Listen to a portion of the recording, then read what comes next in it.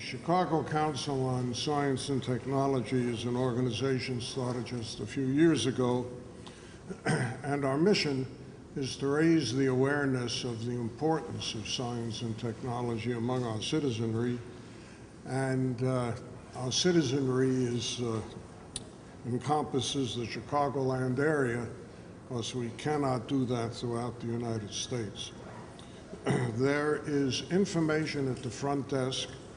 It is not my purpose to go through a detailed explanation tonight of the Council on Science and Technology, or C2ST, and all of it is on our website.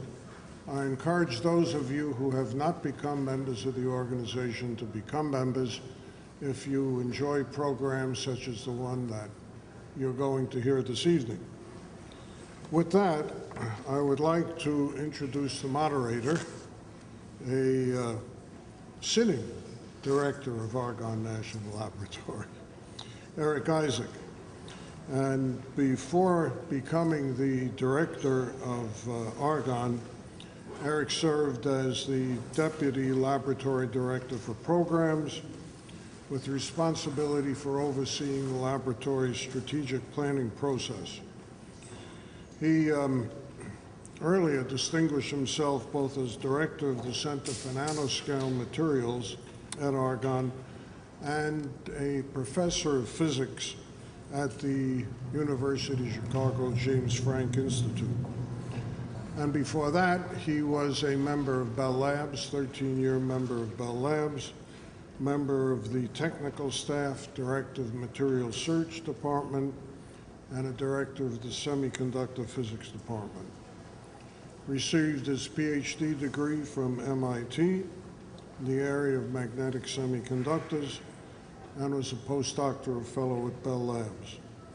He has a number of awards and commendations, serves on a number of advisory committees, has a load of publications, and he is the moderator of today's program, so I introduce Eric.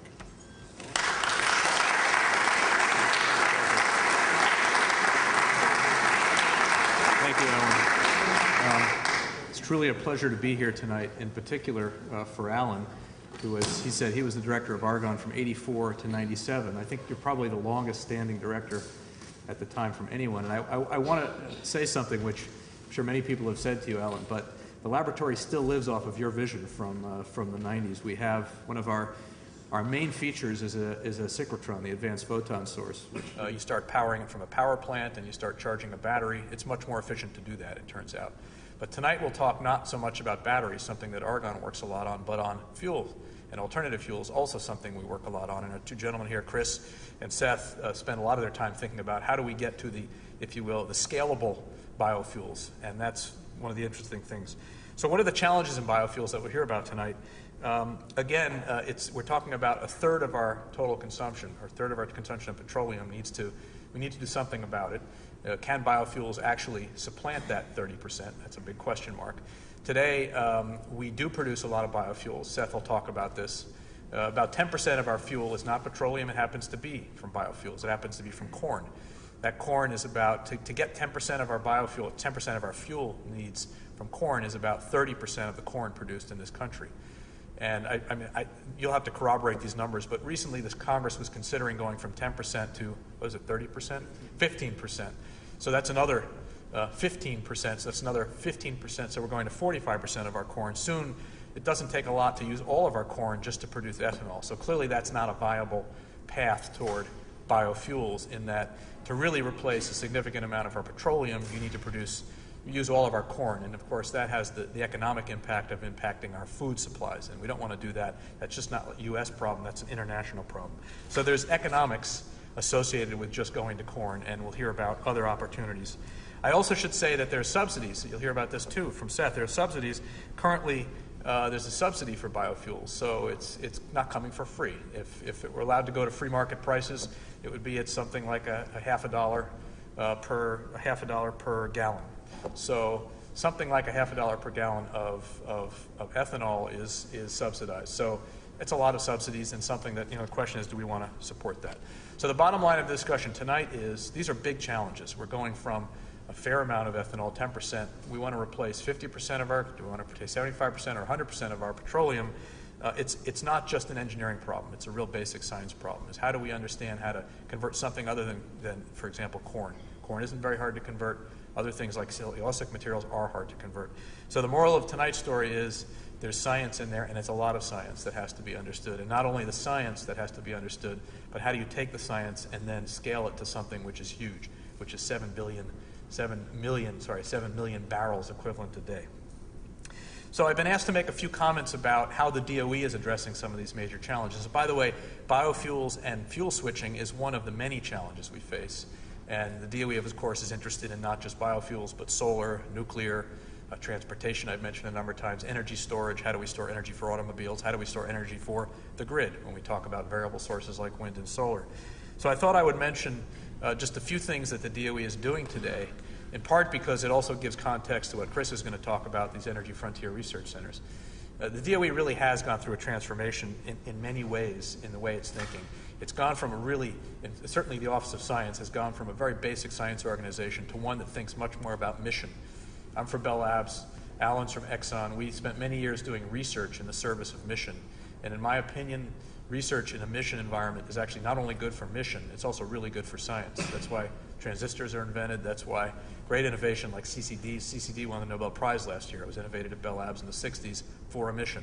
So mission is good for science. It's good for, I want to emphasize that. You'll hear about that today as a DOE lab. But what is the DOE doing for science and for the mission of energy?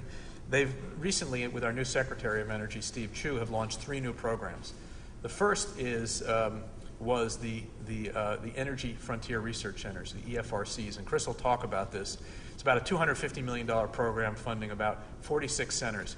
The focus of those centers really is, in a sense, quite narrow. There's small groups of people, 15 or 20 people, PIs, focused on one critical challenge to energy. So one might be catalytic conversion of cellulosic materials. It's a real big problem. It's a catalysis problem, and it's one we don't know how to solve yet. It's a science problem. So an EFRC was designed about 2 years ago to focus on a given single barrier to some real big innovation in the energy field, and you'll hear about that again from Chris.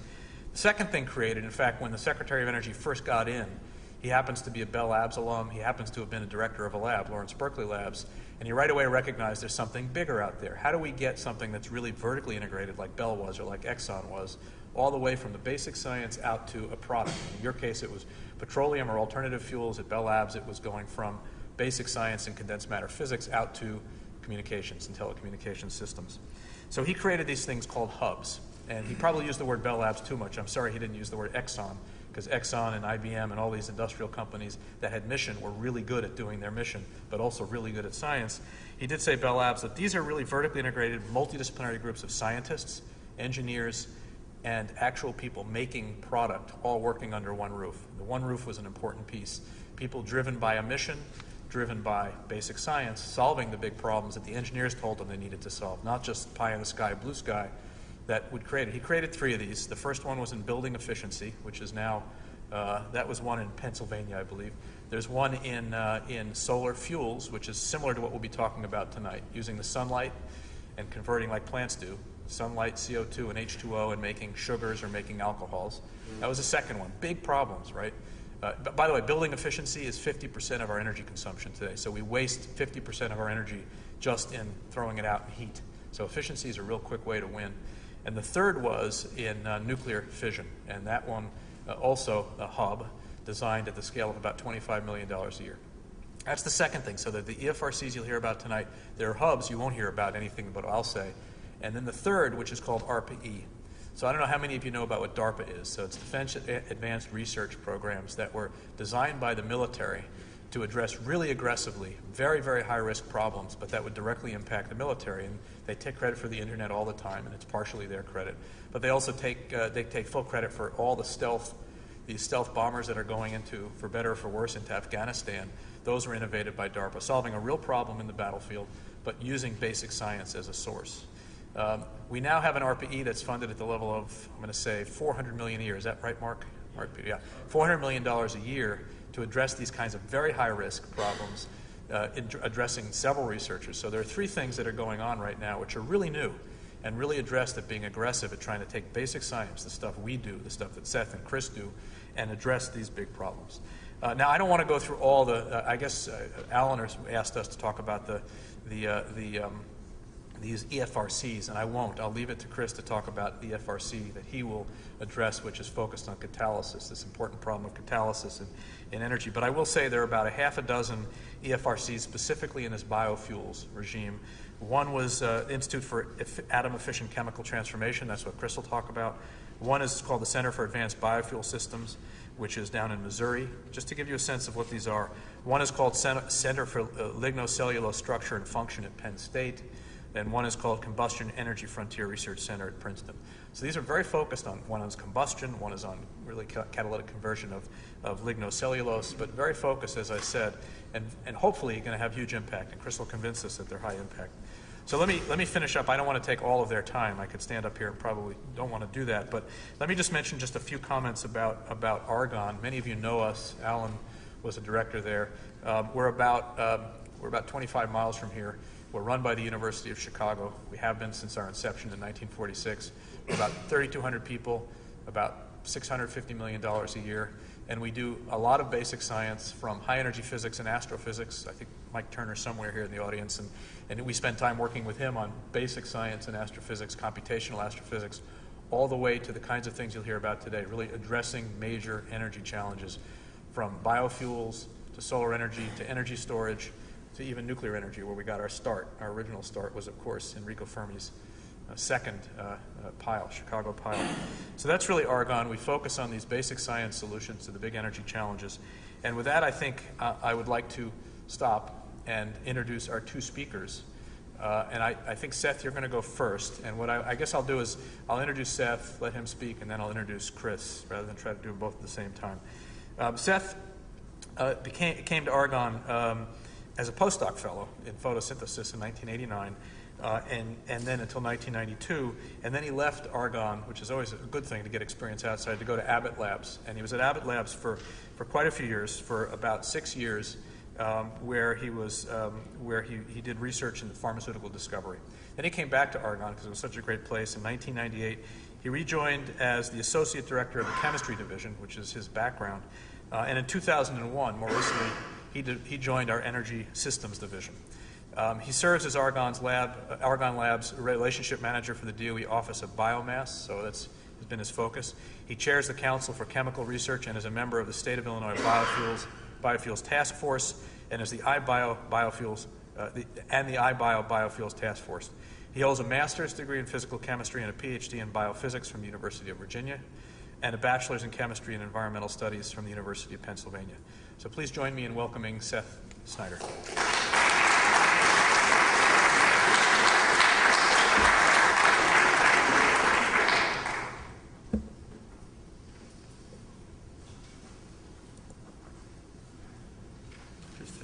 Thank you, Eric, for the nice introduction. Good introduction to the field. Is this on? Okay. I'd rather talk like this. I move around a lot. Well, you heard who I am. I'm going to talk about where we are now, where I think the big challenges to biofuels are, and kind of a flavor of what Argonne's doing across a big picture. And then I'm going to let Chris go into the details of what we're doing really at a science level. So originally, Chris was going to speak first, and I was going to speak second. But a lot of ways, what he is addressing, I'm going to provide the introduction to. So we left it this way. I won't use a pointer here. Anyway, as we said now, Eric pointed out we use about 10% of our fuel supply is actually ethanol right now. So maybe not the students here, but most of the people here, they have a car. You probably don't have, you may have a flex fuel vehicle, but you probably don't fill it up with the E85. Virtually every drop of gallon in the U.S. now is 10% ethanol. And it is 10%, and it's not 11%, because that's called a blend wall.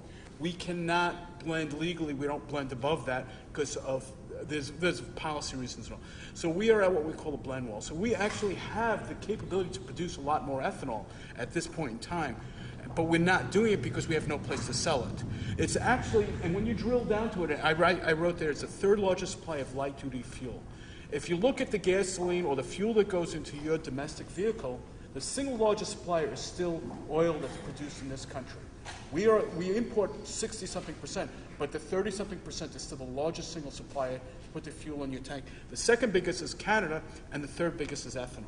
So we use more ethanol than we import from the Middle East or from Mexico. That 45 cents a gallon tax credit, that used to be 51 cents a couple of years ago.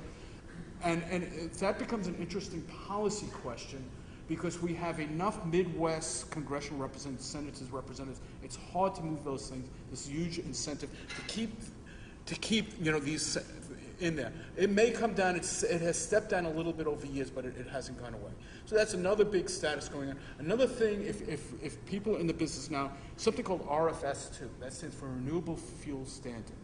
When we go into the laws that were passed by Congress in 2005, 2007, they talk about how much biofuels we use, and they talk a lot about what is the greenhouse gas reductions on different biofuel pathways. And the EPA is actually responsible for making those policies. And one of the things that's interesting, I don't know if you know already, but the primary tool that they use for that is GREET, which is a tool developed at Argonne. So Argonne is developing the tools that the EPA is using to define what the fuels means for our society. We have, within RFS2, there's also requirements for cellulosic ethanol, and we're supposed to have something like 200 million gallons of cellulosic ethanol. It's not going to happen this year. Just the economics, the financing are not available. We're going to have probably more like 2 million gallons of cellulosic ethanol in 2010 versus 13 billion gallons of corn ethanol. And so the EPA has a right from Congress that they can delay it just because the economics are in place. But the plants are being built. Oh, sorry.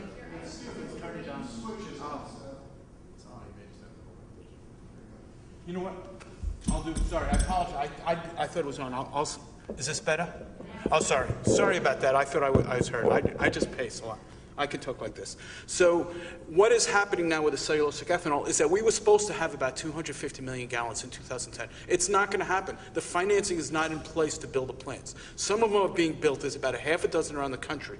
We will probably have 1 or 2 million gallons, but the plants are being commissioned. They're being built, and we will start seeing in 2011 cellulosic ethanol being built, and that was considered the catch-all in terms of displacement of corn. The next challenge is the blend wall. Is that with current policy, we can produce all the ethanol we can use very easily. And so there's a lot of negotiation right now, and it's at EPA's hands. Do we raise a blend wall? Do we go to 12%? Do we go to 15% of the fuel? If you have a later car, 2008, I think 2004, 2001, it won't be a problem. But there are concerns if you have a lawnmower, if you have other things like that, what it would do to seals. So there's a lot of question, will it be stepped up, will it be raised to 15%? But that's a transition again, in that we are only going part of the way to where we want to go. And I'll get to what we want to do, what our real goals are. 30% of the corn supply is true. That's about what we use for ethanol. But we're actually not, it's not a complete displacement of that. Because I write there, we produce something called distiller's grains. If I run a fermenter, and you can think of something back, and I was in Tennessee this past weekend.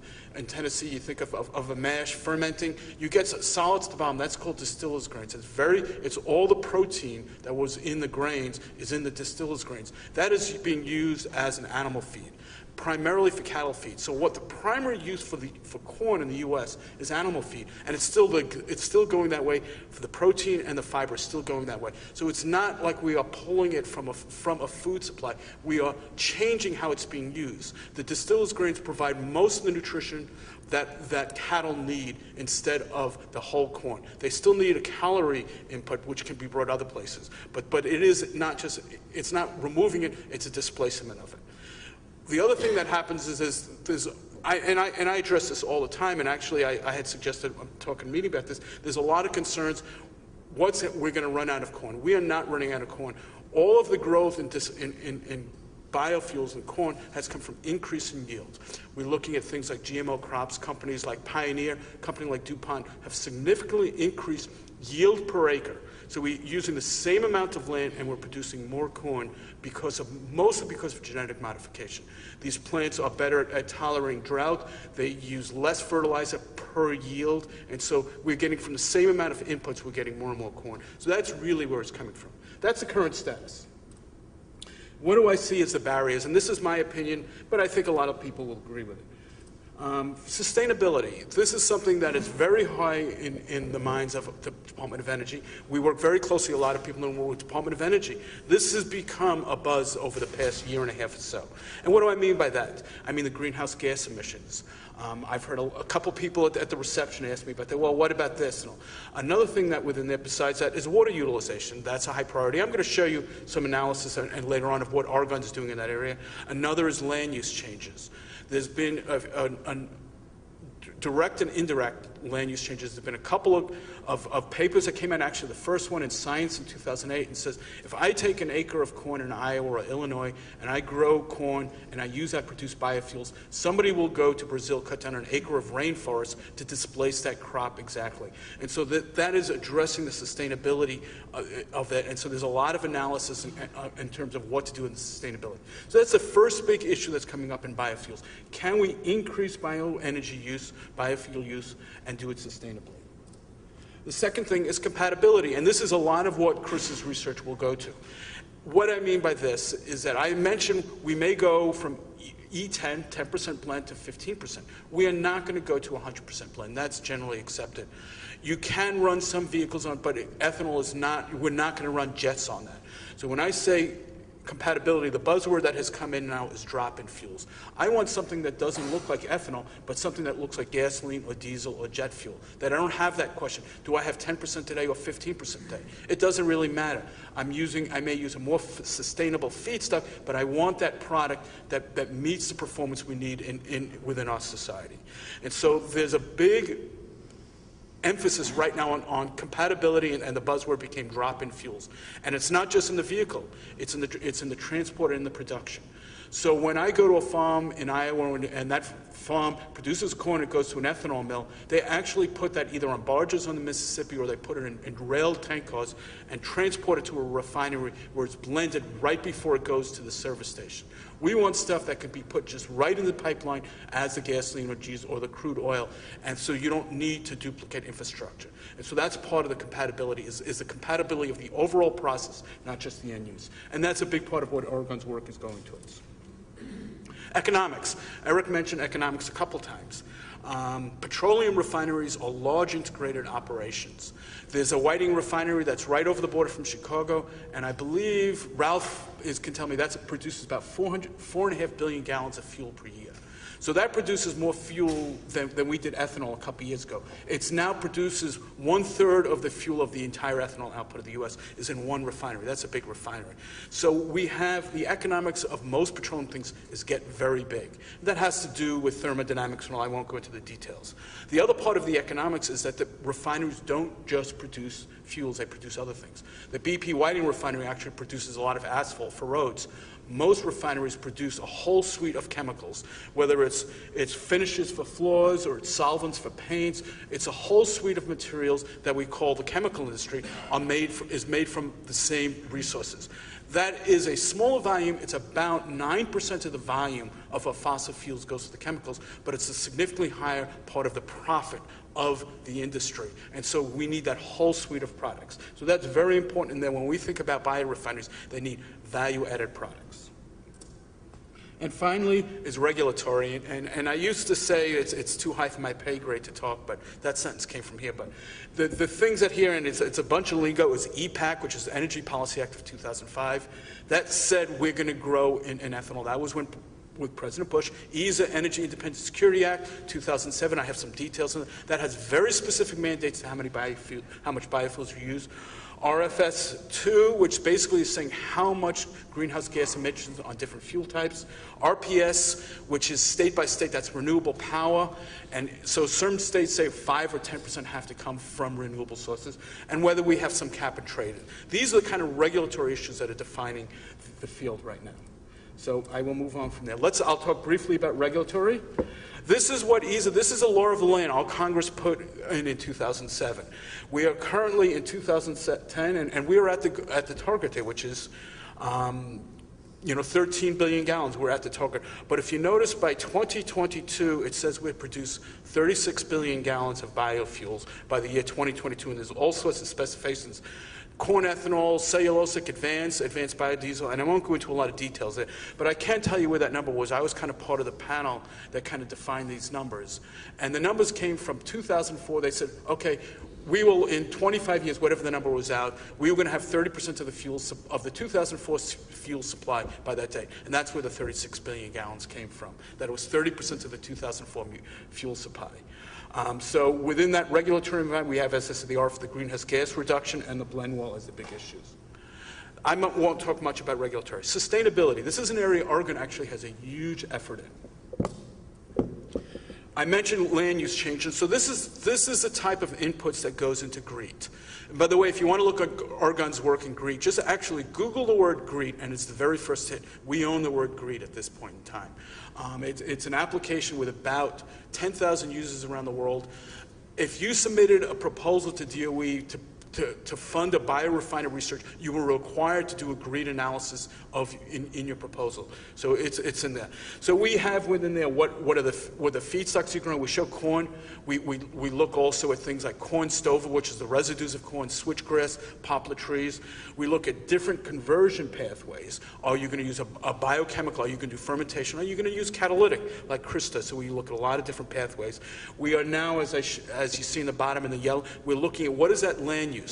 Are we really changing land? Are we going to swap land out? So we look at that. And we look all the way through to the end use when we use that. So when we say we're looking at the greenhouse gas or the water emissions or the energy displacement, we're talking about from the moment you start the process, whether you dig oil out of the ground or you put the fertilizer to start growing the crop, all the way through to the vehicle on the road. So it's a life cycle analysis that we do.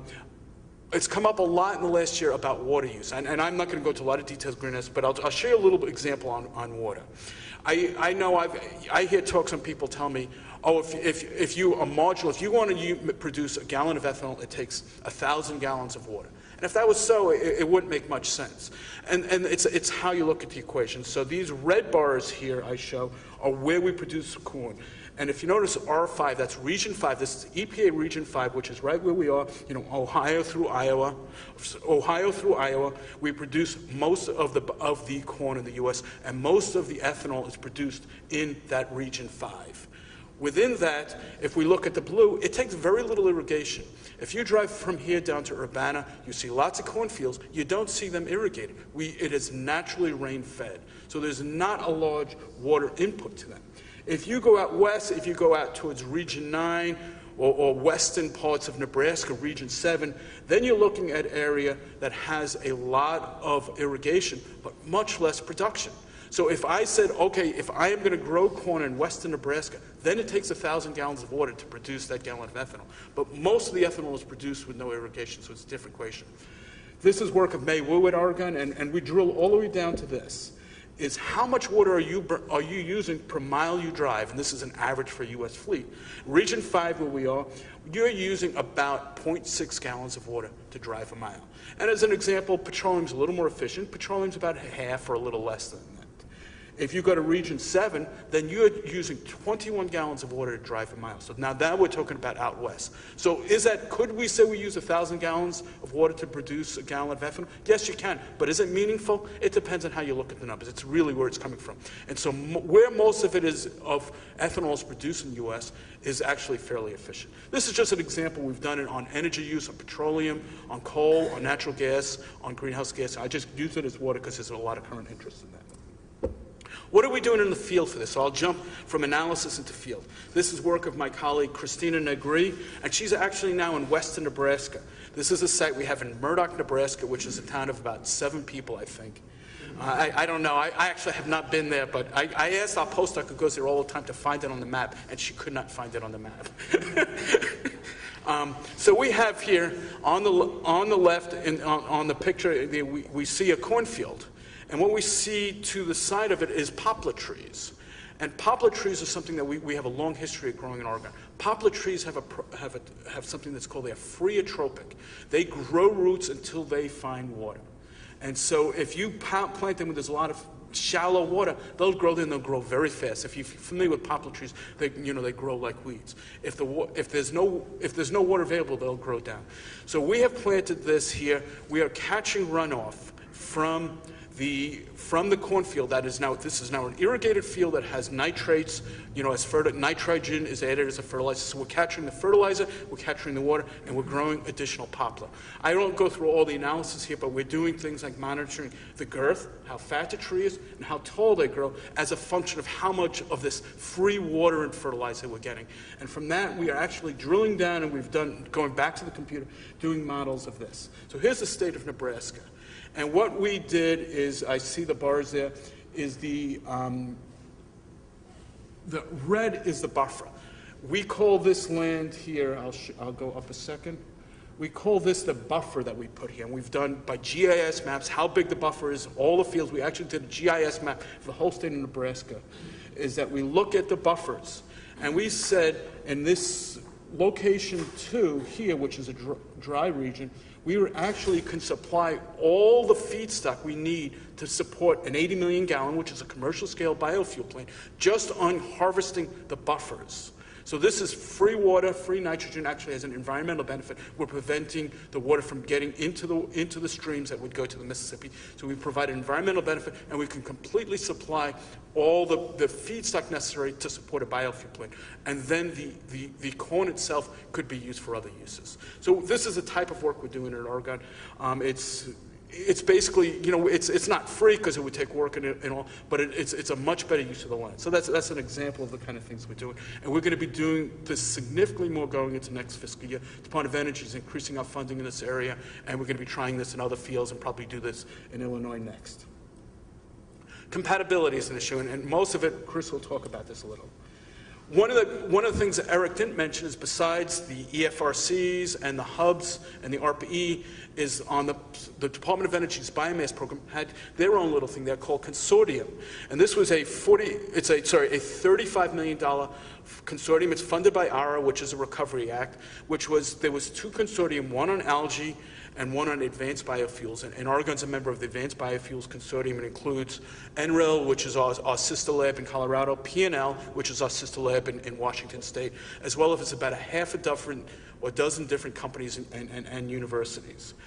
In this process now we're saying, okay, we have biomass, we don't want to make ethanol, we want to make something that's a displacement, a drop-in, a gasoline or a biocrude or a jet fuel. So we are looking at a number of different places where we could put that input in. Where can we go into the process? And in the bottom there, we have 6 example strategies that we're investing in. We're taking 6 strategies. The critical thing that Argonne's providing, we're doing a life cycle analysis. We're also providing expertise on catalysis. And I specifically I pulled out all the information because I know Chris will talk about it. So we're doing synthesis of catalysts, we're doing characterization of the advanced photon systems, we're doing computational modeling, and we're going to actually do some of the reaction work. So we're contributing to the 6 pathways I have there in terms of the catalyst needs and how to get, the idea is to get to that final product that could replace jet fuel or gasoline and not be a blend. That's kind of going on the DOE front. Look back, what are we investing in the next generation? Eric, one of the things that the lab director does is they have something called laboratory-directed research and development. That's the idea that the lab decides this was something we feel we can make a big impact. And we have a project internally, we call it the Integrated Biofuel Engine Design Project. And this is Lisa, my colleague here, she's a member of this team. I'm glad to see you here. This is actually a really exciting project, and I've talked a couple times, and people are very impressed by it. So what are we doing here? We looked at this not as, here's the beginning, I'm going to make a biofuel. At the end of the day, I'm going to find some other organization and see if they can test that and then see if they'll use our process. We put the whole team together, and I remember the first couple meetings, Lisa wasn't a member of the team then, we were all scratched ahead. What are we doing in the same room? And it took about 2 months for it to make sense. So first thing we do is that we find the right button, is that we looked at the biological processes. In the upper corner here, I show feedstock optimization. Those are actually photosynthetic bacteria. Our attorney is here, Mike, and he actually wrote the patent application on this. Can we actually engineer bugs that produces something that's a useful fuel? We looked at, Gayatri is in the up top. We're also thinking about a little bit plants. At the same time as we're doing that, we're thinking about the chemical engineering. My colleague Yupo Lin's there. It's a cartoon there of him actually thinking, if we're going to make this by fermentation, how are we going to get it, how are we going to do it efficiently? So that's the first part of it, the biological process. We then moved over and say, what are the chemical processes? And actually, that's Jeff Elam, and I don't know who's there. This is, I think, your lab, Chris. I don't know. I can't tell from that picture. We started thinking, how are we going to do the chemistry? Because we want to grow something, but we want to make it into something useful. So how are we going to characterize, how are we going to make it into that drop-in biofuel? And even before then, even though I've shown it step by step, but really, what is that drop-in biofuel? So we have the theoreticians who do combustion, and they started saying, okay, I can make this. If I put that in an engine, what is the combustion? That's a bad pathway because that's going to make soot. That's a good pathway because that's going to go all the way down to carbon dioxide. It's going to give me all the energy. So we started looking at the pathways, and we brought in the folks from the transportation. That material you're making has got way wrong viscosity. It's going to make a terrible fuel. It's got the ideal, ignition point. So we're going to get it right. So we're doing this all together. And so this has actually been a really fun project, and when I've talked a little bit about at Department of Energy, they've been really excited about that. Thinking about the overall process, not as isolated things. And so what's our take home here is that instead of just making a biofuel and kind of make it look there, we're thinking about them together. Do we design the engine better? Do we think about combustion different while we design the biofuel? And I'll just give one example of the type of things we're making. And this is directly from our patent application. A little bit of science here. What I have in the top is, those are actually cofactors from photosynthesis. That's a chlorophyll, a bacteria chlorophyll. At the end of this gets in a cell, it gets anchored onto a membrane. It has these long chains that anchor on the membrane. We looked at those, and the combustion people said, that looks like a great fuel to make. That they were really excited about that, so we actually went and cloned out, so it just makes the tail without the photosynthetic apparatus, and we're overexpressing. So right now we're growing cells that are making lots and lots of these long chains that are really good fuels. It's going to take some chemistry. If you notice, Cricks, there's a couple alkenes in there. We're going to need to reduce them at some point, but it's going towards the right thing. And the critical thing here is that we don't have straight alkane chains, which don't make good fuels. So we have branching. So we don't have gelling and things like that. That's what they were so excited about. So that's the type of strategy we do. Economics, I think I'm getting long, so I'll go a little quick here. This is a classic cellulosic biofuels. We're going to produce feedstocks. To convert it, the first thing we're going to do, we have to do pretreatment extract. We have to add enzymes, cellulase enzymes. Over the last 5 years, there's been so much talk about enzymes. There's actually a couple commercial providers. We need organisms that will actually do that fermentation, and then later on we need chemical engineering to make the processes efficient. As one little flavor of what we're working here, we're looking at the pre-treatment side, the chemical engineering. So I take corn residues, I take switchgrass, I have something that's solid. I want it as a liquid. So the first thing we do is we treat it with acid to disrupt the fibers before we hit it with cellulase enzymes. And that actually is a fairly dirty and expensive process, so we've been working on that part of it. So one of the things we do is that we hit it with sulfuric acid to disrupt the fibers. The biomass itself, whether switchgrass, corn residues, has acetic acid naturally in it. So that gets released. So now we have a thing where we want it to be treated with that sulfuric acid, but we got acetic acid in there. And later on, that acetic acid actually messes up the fermentation. So we've been working on an engineering scale to separate the sulfuric acid and the acetic acid. The idea of that is that when we go into the fermentation, we'll have a clean, concentrated sugar stream. We don't want any sulfuric acid. We want to recycle that to reuse it. And the acetic acid, we may be able to use it. We may not. We don't know. But we don't want it in the fermentation. So we're thinking about the engineering of that. I will just have one little thing. As I mentioned early on, the economics require co-products. This is a study Department of Energy did a number of years ago. We see on the left, a listing of things that you get from biomass. You can get starch, you get cellulose, lignin, all sorts of things. And you can either gasify it to make syngas, or you could release the sugars. The important thing is that what the Department of Energy realizes, if you want to make those co-products to imitate that chemical industry, you have to make a couple simple molecules. And they went through C2 sugars, C4 sugars, C3 sugars, sugar, alcohols, a whole bunch of different chemical species, and they came down to that there's a couple of classes, 3,6 carbon organic acids, sugar, alcohols as big classes, and we're actually doing work in these areas, and these are things that if we make, the actually society could use multiple billion pounds of them. So if we can make a 6 carbon organic acid, we could produce and sell billions of pounds of it, and so that becomes that co-product that makes biorefineries efficient. I will just kind of say, our little trick here is that we're doing the bioprocessing and the engineering together. Organic acid is, as I say, a large volume potential product. What we do is this is an engineering system we have. We call it a separative bioreactor. We have an R&D 100 award. We take an engineering system, you pose there the same picture. We add in a biocatalyst, which is supported in the process. This will convert sugar to acid.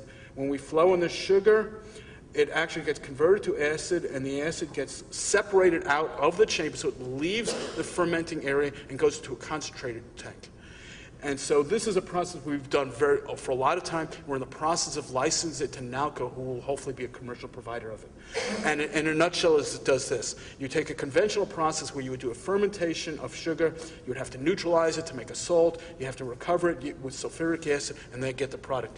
This is on the traditional process is a batch. You do it for 2 days, you drain it, then you do all the conversions. Our process is continuous. We've actually operated for as long as about 2 months continuously. That's an example of a product that would make the overall biorefinery more economically competitive.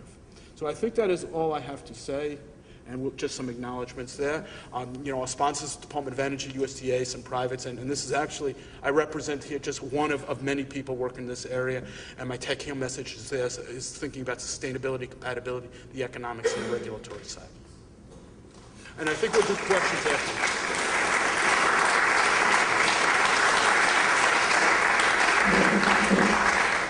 Thank you, Seth.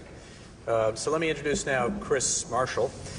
Chris is a research chemist with an expertise in catalyst formulation, characterization, reactor testing of both homogeneous and heterogeneous catalysis, catalyst fundamentals, and molecular modeling. He's currently the group leader of our heterogeneous catalysis group and the Chemical Sciences and Engineering Division, a post he has held since 1997. He came to Argonne in '93 as a research chemist.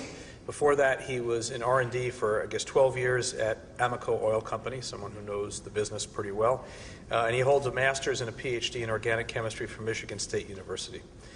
His current research emphasizes a mix of fundamental understanding of the nature of the catalyst with practical applications, and he works extensively with multiple collaborators in academia, industry, and national laboratories. Chris?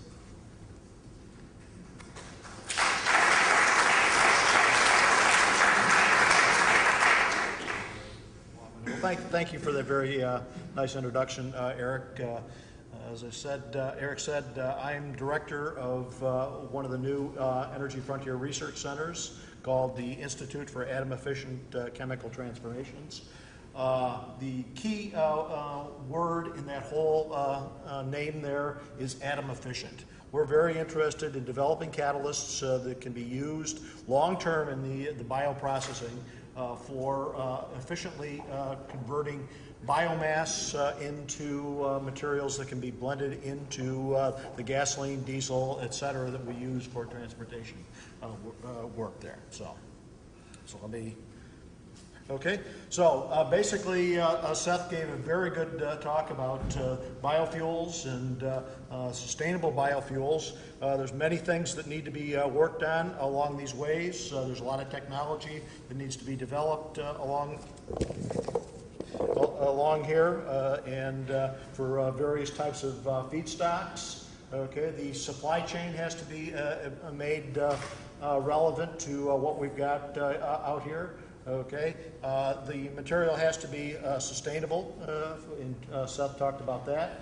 And finally, the product has to meet the quality and compatibility with the fuels that we're interested in using over the long term.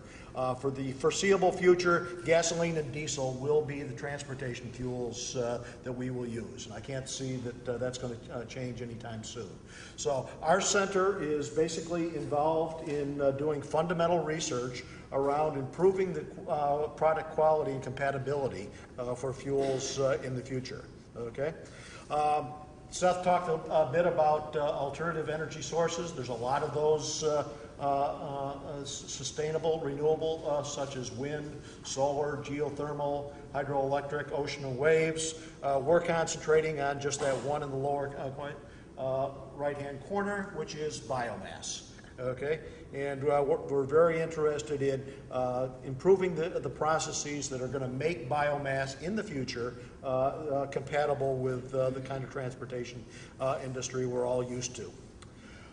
Here's just a quick chart of the current U.S. energy demand, and you can see that renewables right now account for about 7% of the total energy use in this, okay, and biomass is about half of that, okay. But you notice again that petroleum is about 40% of our total energy demand, and most of that petroleum ends up in the transportation sector.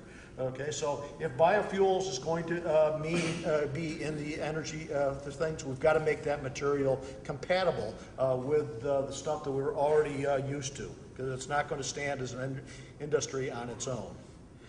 The oil and refining industry is where I actually got my start. I worked a dozen years for Amoco before the BP invasion. There about 1999, okay? The oil industry is a huge industry, okay? It provides all the various components that you see up in the the right-hand side of the slide here. Everything from very light gases down through the asphalt that goes out to form the roads that we are working on.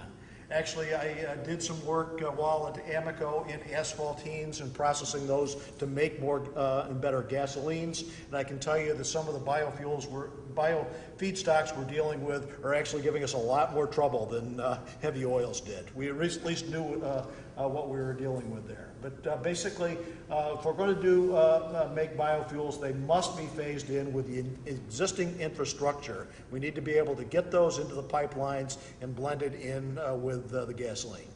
So how do we do that? We do that through materials called catalysts, okay? Catalysts are everywhere. Your body is just full of those. In your body, they're called enzymes, okay? And the basic premise behind a catalyst is basically a catalyst lowers the energy required to go from a reactant on the left to a product on the right.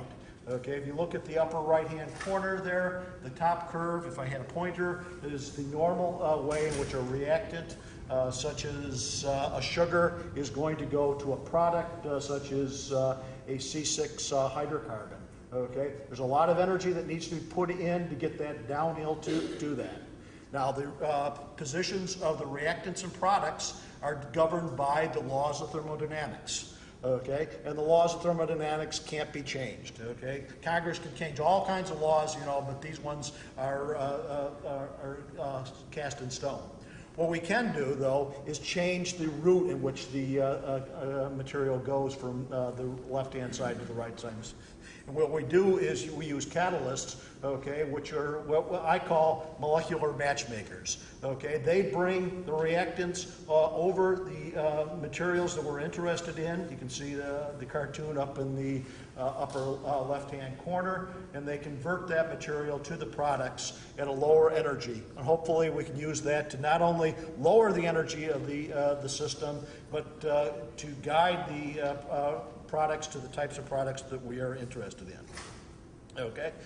Now, catalysts are used in a wide variety of scales. Okay, at the far right, you can see nanoparticles, which is what we're dealing with nowadays. We're trying to synthesize very specific materials that sit out there, and they, by controlling the size and the morphology and the chemical nature on those materials, we believe we can get to the exact product that we're interested in. That's the atom-efficient nature of catalysis. But we also are dealing with everything from the size of the catalyst particles that we make, the size of the pores that we're interested in, the pellets that we make, and then finally into reactor design. We're interested primarily on the two bullets on the far right, making new types of supportive materials and giving them controlling the density of those materials on the supports there. So the oil industry is run by catalysis. 95+% of all the products that go into your gas tank are from a catalytic reaction on there.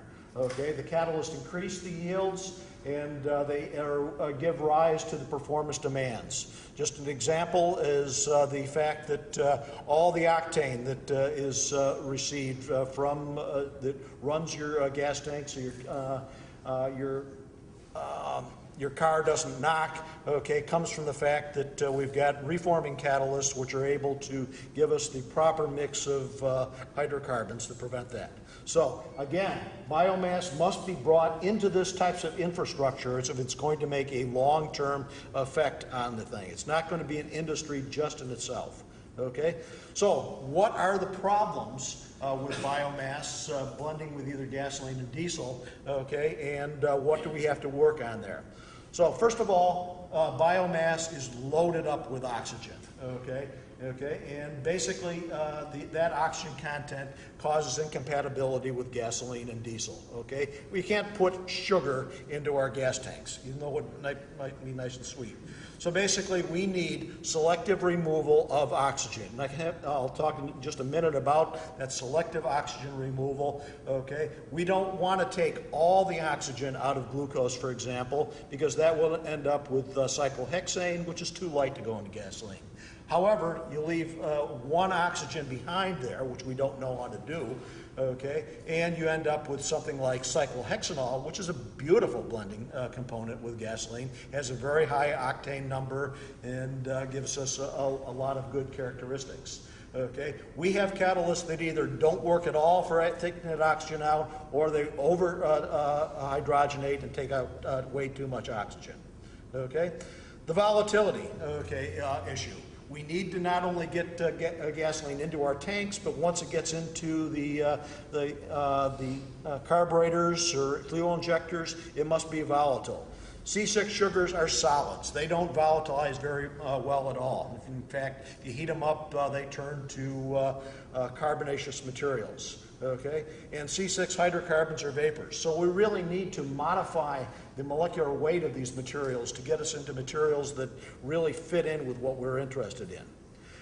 There's a solubility issue here. Ethanol absorbs a lot of water, okay, and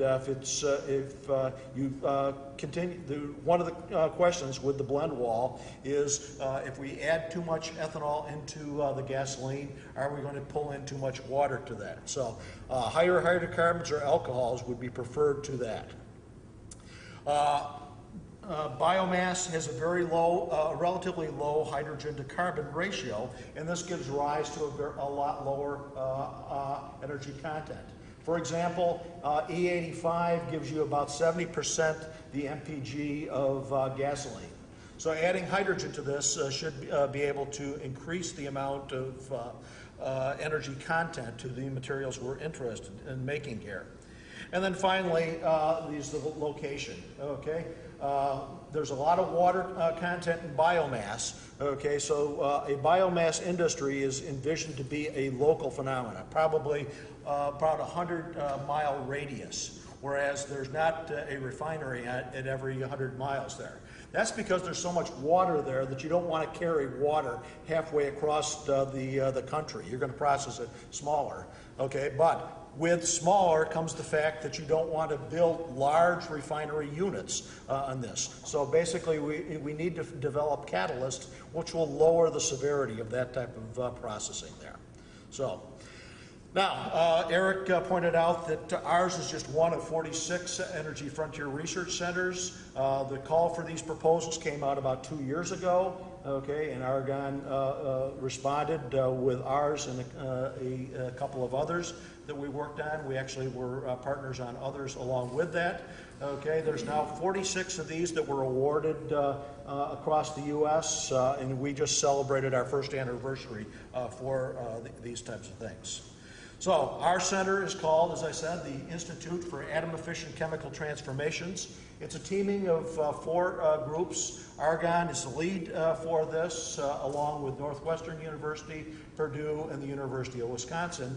And basically what we're trying to do is we're trying to develop inorganic catalysts which have the chemical selectivity of those enzymes. Okay, enzymes are incredibly efficient, very selective catalysts. Okay, your body could not exist if it didn't have these very specific catalysts. Unfortunately, enzymes are very sensitive to changes in thermal, okay, and they're relatively slow, okay. So, but our inorganic materials are very fast and they're very robust, okay, but they're not very selective. So we're trying to develop materials that can mimic the selectivity of the enzymatic materials, but with giving us the turnover numbers that we need to fuel an industry as large as the petroleum industry there. So we're taking a multidisciplinary approach to this, which is summarized by what I think is going to be our new logo here. This is the first time it's been revealed, okay, and we're still working on the color scheme there, but basically we believe that all good catalysis programs really need all four of these components right now. Okay, we need design and synthesis of new catalytic materials at the nano phase. Basically, we're talking about making materials atom by atom that fit in the needs of the materials we're interested in. We've got a whole series of groups working on this, and I'll summarize a little bit of what they're up to in the next couple of slides. In addition, characterization, including what we call in situ characterization, is extremely important. Okay, there's been a lot of very excellent fundamental tools that have been developed over the years that characterize materials. A lot of those tools were originally worked at very low pressures and very low temperatures, okay, and making correlations with the way these materials work in real time under catalytic conditions. Several hundred pounds of hydrogen and several hundred degrees of temperature was not there. So we're using in situ characterization in which we're characterizing these materials as close to the processing conditions as possible under that. Okay. Okay.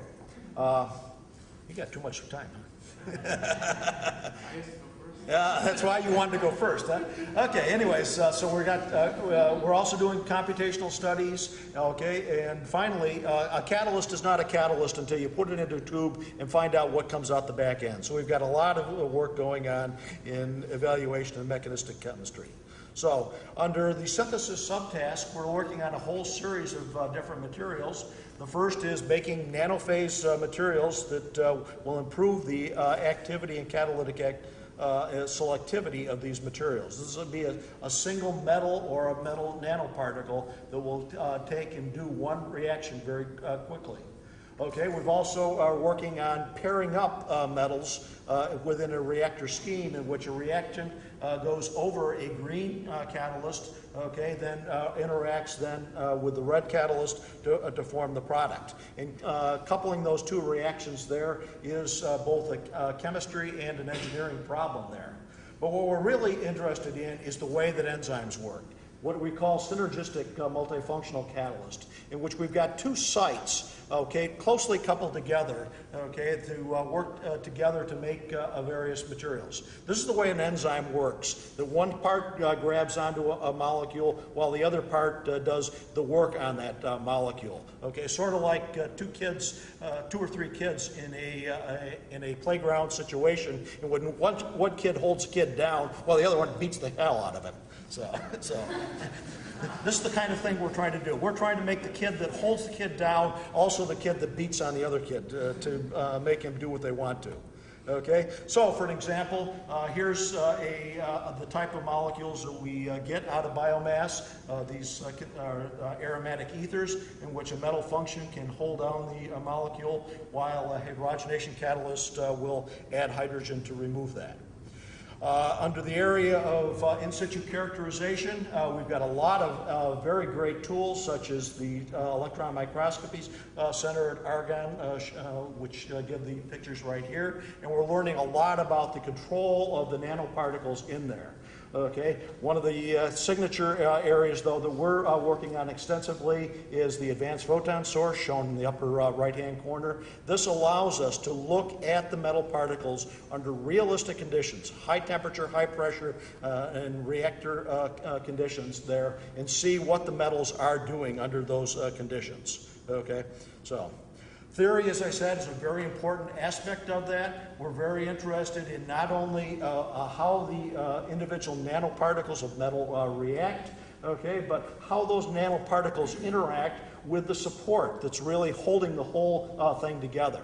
Okay, and one of the things that we're challenging our computational chemists to do is they've been very good in the past and interpolating and telling us why our new catalyst works so well. I'm challenging them to extrapolate now and tell us how the new catalyst, what new catalyst to make for the future on that. So. And then finally, as far as the catalytic testing goes, as I said, we're very interested in this process here, taking cellulose and lignin down to hydrocarbon fuels. And we've already envisioned a whole series of different reaction pathways that we can go through there. And each one of these arrows is another step in this whole process here. Okay, and we've then identified a series of different reactions that we're concentrating on in the first couple of years of this. One of the key ones here is going to be the gasification of things like formic and levulinic acid, okay, to form hydrogen, because hydrogen is going to be key to processing a lot of the biomass there. And if hydrogen comes from the normal state of steam reforming of methane, okay, then we've lost the CO2 advantage to this. Okay, so anyways, let me skip through this, okay, and just key in on a couple of little things here, okay. One of the key things we've got is a lot of the resources and infrastructure from all four of the centers. I mentioned the Advanced Photon Source and the Electron Microscopy Center. Northwestern especially is very good at making specific types of crystal growth, and there's a lot of computing going on in places like Wisconsin and Argonne National Lab. Finally, I'd be remiss if I didn't take advantage of pointing out that there's a very strong educational component on this. There's 23 excellent principal investigators working at the four institutions, but in addition to that, there's 19 postdocs, 14 graduate students, and 5 undergraduate students. Just some of the pictures are shown here, working in the four areas. These are not only learning their specific tools that they're interested in, synthesis, characterization, computation, but they're also working hand in glove with the other three aspects. Okay, so we think that their education is going to be far more well-rounded than what they would get from a normal situation there. So let me summarize, seeing the time is getting late here, that basically IAC is looking at fundamental catalyst science for the efficient removal of oxygen, okay, by using these four distinct subtasks: synthesis, characterization, computational modeling, and catalytic reaction science. Okay, we're breaking the expertise of these four institutions, and we're very proud of what we've done so far. You can find out more about what we're doing at our website, which is iac.anl.gov. And with that, I'd like to say that I'm done. Any questions?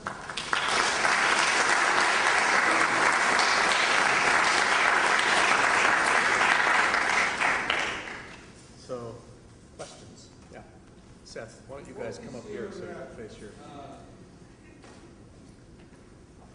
When do you think you will actually have a product that can be commercially available for the country? With respect to the catalyst development, okay, we're already we've already started publishing papers after the first year, but more important is our first patent application has come out of this. Okay, it's not a full-blown commercial product in anything, but one of the I mentioned that. I cut my teeth looking at resid processing, okay, and I said that that actually turned out to be a relatively easy process here. One of the real problems nowadays with processing this is all the water that has to come along with that. Okay, and what we're finding is high temperature liquid water is actually an extremely corrosive environment for that. Okay, so one of the key breakthroughs we've done with our synthesis techniques, a technique called atomic layer deposition, which is actually in Seth's group right now, a guy by the name of Jeff Elam. We've been able to stabilize the materials so we can improve the catalytic performance of these catalysts. But to actually get back to your question, I would say that some chemical processes should come out of these things in the next few years. It's not going to be an entire process, okay, but individual components that will lead to processes. But so that's your science answer. In your crystal ball, the question is, when do you think you'll have, scalable amounts of being able to go from this sort of cellulose all the way to a real fuel? That's actually right now. Range Fuels in Georgia is actually producing methanol from, I believe, wood, which they are using for producing biodiesel. Biodiesel is a reaction of an oil like soybean with methanol, and they're actually producing methanol for producing biodiesel right now. But in small scale, it's at the couple million gallon scale, not at the 100 million gallon scale. Let's go back, and I'll come to you, Alan. There's a question in the back there. At what cost per gallon? I do not know Range Fuels costs. Most numbers on cellulosic, on biochemical routes, and by thermochemical routes that Chris is talking about, are about double through a starch ethanol. So we're talking things in the order of $3 to $4 a gallon, which sounds like a lot compared to what fuel is now, but in terms of a pioneer process, it doesn't take long to get it down to a commercially viable from there. It's probably about double what they're trying to compete against. One of the advantages is with the RFS requirement, where it says the petroleum refiners are required to blend a certain fraction, that becomes a market pull. So they have to buy a certain amount of it anyway. So that's how they get it into the marketplace. And as you go down and expand and number of plants and you understand the technology, all the models suggest it will come in at costs that are competitive with petroleum. Alan? I guess one of the competing technologies would be algal production. Do you have any perceived wisdom? We actually haven't published it yet. We wrote up a paper. We haven't published. We've done a lot of analysis of algae. And algae is a real challenge. That was the buzzword of 2010. It came from a meeting we had in Maryland in 2009. We called it algae stock at the University of Maryland campus. Algae was in there in the 70s. It kind of disappeared. The idea of algae is that you can go to desert land, you could use impaired water, you can produce the feedstock. Instead of using corn or poplar, you can produce it at much higher densities per acre. But the costs are really prohibitive. One of the interesting things that you don't hear about at all, we actually focus on a very simple question. To produce algae, we say we don't need the land because you could use degraded land. You could bed, you're going to do a pond. You need a water source, and impaired water sources are not expensive. We've done models on the ocean versus just say produce water from another process. You also need carbon dioxide to grow the algae. You need sunlight.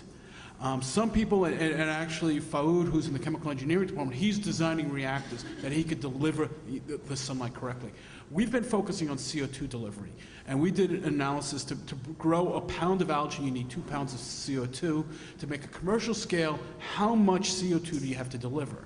And we did some sourcing based on coal power plants and taking all the CO2 out of the coal power plants to use for algae. And we could only come up with we could support 3 commercial algae plants right now. So in a nutshell, I don't think the technology is there yet, that we have some serious boundaries to deal with, and CO2 I think is one of the biggest ones. There's other boundaries in there like nutrients and all that you need for growing the algae. That is the high hurdle, growing enough algae at the right costs. And the second is the conversion, which going to kind of things that work that my group does and Chris does, I think that's solvable. It's not there yet, but we're nowhere close on the feedstocks. So I think that algae is still a number of years away. Question? The subject came up of the aviation fuel and its contribution to the global climate crisis. But a few years ago in a science cafe, I had a discussion with a retired physical chemist from Argonne who was trying to use hydrogen storage and rare earths for controlled release. He said it didn't work out. He would like to see some additional work done on that. So this could be used as a possible replacement for the aviation fuel. The other question concerns a point about chemical dynamics. You often talk about catalysis as developing improved catalysis means of lowering the energy barriers. But we also have this mechanism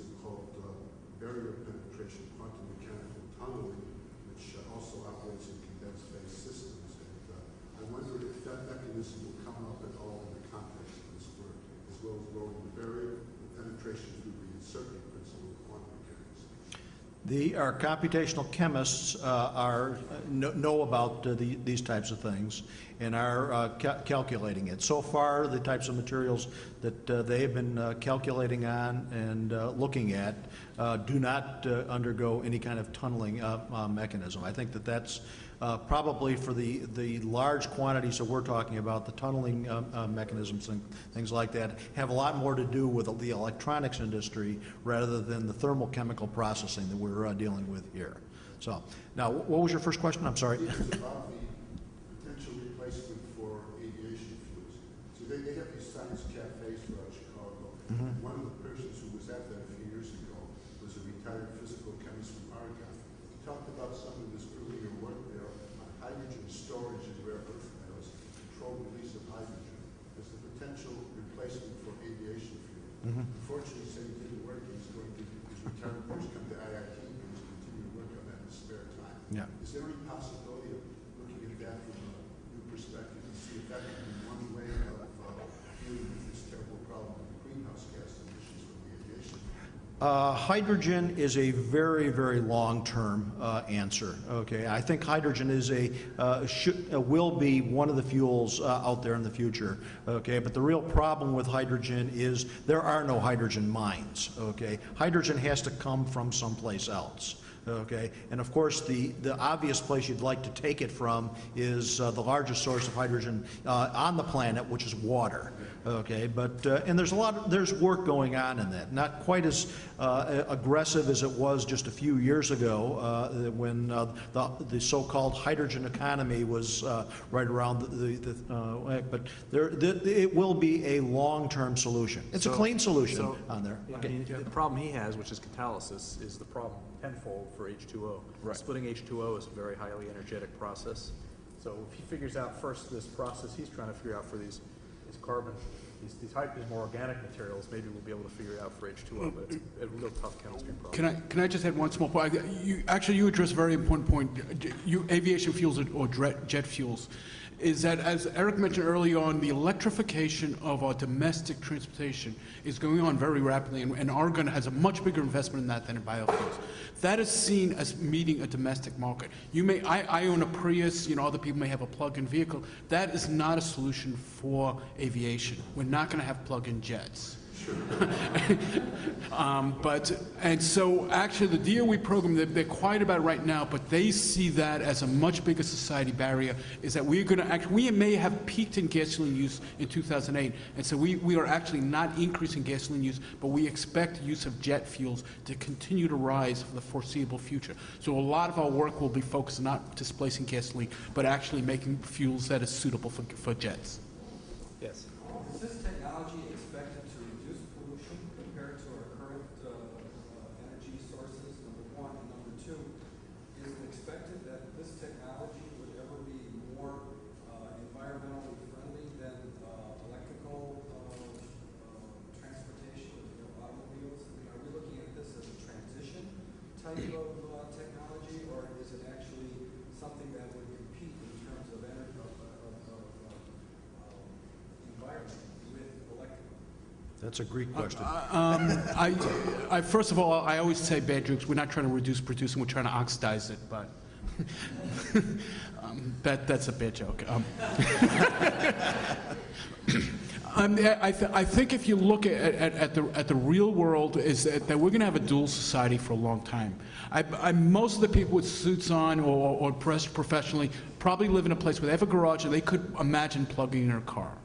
I bet you a lot of the students here who live in an apartment, they have no place to plug in a car, so actually having an electric vehicle would really not be very useful for them. And so I think we're going to see a dual-use society for at least another generation or two. Is it a transition to eventually to an all electrification? Probably, but we can't wait around and say we're just going to abandon a generation or two to, in terms of whether it's greenhouse gas emissions, and you can look at a lot of models that were near a tipping point, or just say you're going to have, you're not going to be able to live as part of a mobile society while but your children will be able to, but you can't afford it now. So I really believe that we're going to have a dual use for the foreseeable future. And one of the things that Eric talked about the the size of the energy that we're now using on the planet, okay, and that's going to double by the year 2050 or something like that, okay? What the average public does not understand, and I think the Congress especially does not understand, is how huge that number is, okay? We're going to need every source of energy that we can ever come up with, and some things we haven't even thought of yet, okay, to meet our energy demands in the future. And it's got to be clean and efficient energy and time. Fuels that you're hoping to produce likely to be cleaner than gasoline? If they're coming from biomass, okay, the big question nowadays is CO2. Okay, and coming from biomass, the CO2 that's generated from the combustion of that biomass goes into next year's crop. So basically, you're recycling the CO2, so you're not adding to the overall CO2 going into the environment. So yes, it is cleaner with respect to the CO2. And in some cases, some of these fuels actually do burn cleaner, okay, than the normal hydrocarbons that we deal with every day. But in terms of the overall cleanliness, that's really a matter of policy. Do we, and how we regulate, you know, our industry. I mean, you can do it very clean and you could do it very dirty. I mean, that's just, you know, how they're built and they're designed, and that's a society decision on how we make those investments. In the time scale and jet fuels targets, where do you see coal gasification and syn fuels?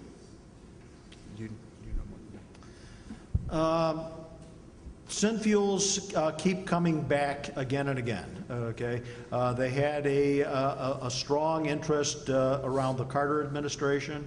Okay, and they keep returning again and again. I think there is a place for coal in the energy mix of the future. Okay, coal has the problem of not having enough hydrogen in it, so if you're going to make it into a transportation fuel, you must come up with hydrogen from someplace there. Okay, the best thing to do as far as making transportation fuels out of it, there's two ways of doing this. Coal liquefaction was worked on for a number of years. Exxon was one of the leaders in looking at that, along with Amoco, where I worked at. Okay, it's not a good viable answer there. Taking it to synthesis gas, CO2 and hydrogen, and then upgrading that is a far better alternative. Okay, the problem with that process, it requires still a lot of good catalysis work. Okay, because those systems are only efficient at large scales. Okay, they do not work very well at small scales just because of the economic issues from that. But I do think that making that, turning coal into syngas and then making it into fuels from that is one alternative from there. So, but in the end, probably coal is going to be burned for a long time to come. So, you know, this country has close to 1,000 years of coal, and that's small compared to what China has. And China's putting up a coal plant every week. I think it was before your time, and I don't know if you involved Chris, Richard Doctor was involved, and a few others. We did an analysis if we wanted to do that coal towards transportation fuels. If you use nuclear as a source of power and hydrogen, it becomes greenhouse gas neutral with gasoline. It's not a benefit compared to gasoline. It becomes basically the same as that. If you use an other source for heat or hydrogen, then it increases greenhouse gas emissions. Okay, we've got one more question here. Let's go right here in the middle. I'm curious as to the fact that biomass, and specifically corn, which you talked about, which is used for ethanol, uses a lot of nitrates and fertilization, the use of which has been growing over time, and our land hasn't been growing over time. So presuming they're going to need more and more of these, and I understand these themselves use a huge amount of our electric power over time. And is there a way to prevent that escalating if we're going to turn to biomass fuels? First of all, it's not really growing over time. It's remaining relatively constant. The crops that Monsanto will use is that we're increasing yield without an increase of fertilizer input. But it is too high, and it's a big problem if you go down, that it winds up in the streams, that winds up in the Mississippi, that winds up in the Gulf. And we've heard a lot about eutrophication of the Gulf. It is a real problem, but it isn't really growing. Part of that is crop management. Crops that retain their fertilizer better. That's a breeding and a genetic engineering question. Part of it is, I don't know if you hear when I gave a talk, we are looking at basically an engineering solution. So we are planting, we have fields in Nebraska and other places, we are planting crop stems to catch that runoff and to reutilize that. Part of it is the types of crops you use. So the University of Illinois has a big program in a material that's called miscanthus. Miscanthus grows about 12 feet high, and when it grows, it basically grows for long in the season. Late in the season, it basically pulls its nitrogens. The above ground biomass basically reverts to straw, and the nitrogen and the other heteroatoms actually pull back into the roots. You then coppice it, you chop it off, and that nitrogen is retains in the roots, and the next year it grows back. So you don't need to add as much, significant reductions in the needs for that kind of materials. So there are solutions. I mean, and where do you drive that? Against, if you somewhere along that supply chain, if there's a societal detriment to losing nitrogen to the environment, we have to charge along that way, whether it's when you buy the fertilizer. I don't know where, I'm not a policy person, but it needs to be factored in there. But if there's no economic cost to it, then we're not going to change the way it's done. Okay. I ask you again to thank our panel members.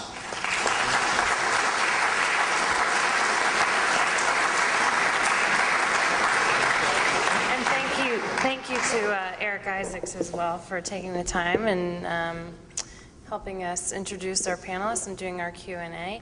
Before we close tonight, and thank you all for coming, I just wanted to point out a few things. Please fill out the evaluations and hand them to the table so we know, as we produce programs, how we're doing.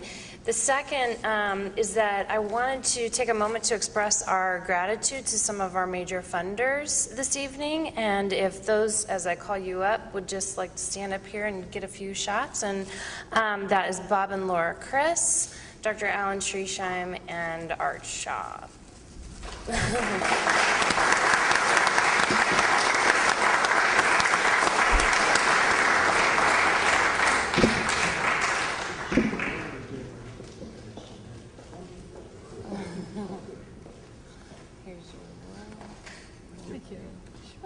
This is my daughter.